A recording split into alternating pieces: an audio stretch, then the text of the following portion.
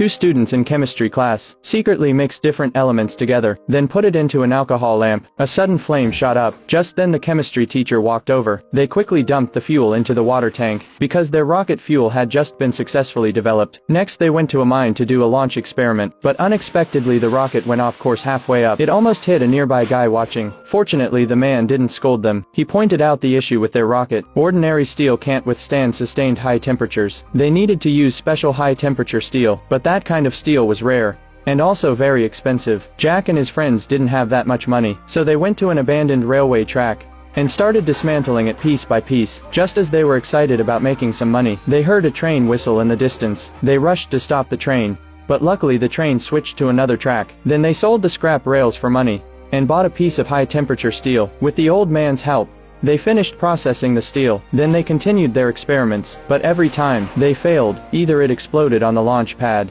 or couldn't even take off. After dismantling over 30 tracks, Rick thought maybe the fuel's purity wasn't enough. The high temperature inside might cause the rocket to expand and explode, so they got 100% pure alcohol and upgraded the fuel. Excited, they went back to the mine for another launch, but this time, the place was crowded with people who had come to watch them fail. But Jack had no choice but to start the ignition system under pressure. This time the rocket didn't malfunction. Instead it shot straight up into the sky. The people who came to see them fail were now cheering for their success. Even the teacher gave them high praise. Soon they were invited to participate in a science competition. If they won, their future would be bright. Jack told his father the good news, but his father wasn't optimistic, so to prove himself, Jack developed a new rocket and successfully launched it in the competition. Their story was even featured in the newspaper, but just before the four of them could celebrate, they were arrested by the police, because on that day, a forest fire had broken out, and it just so happened that the fire started where their rocket had crashed.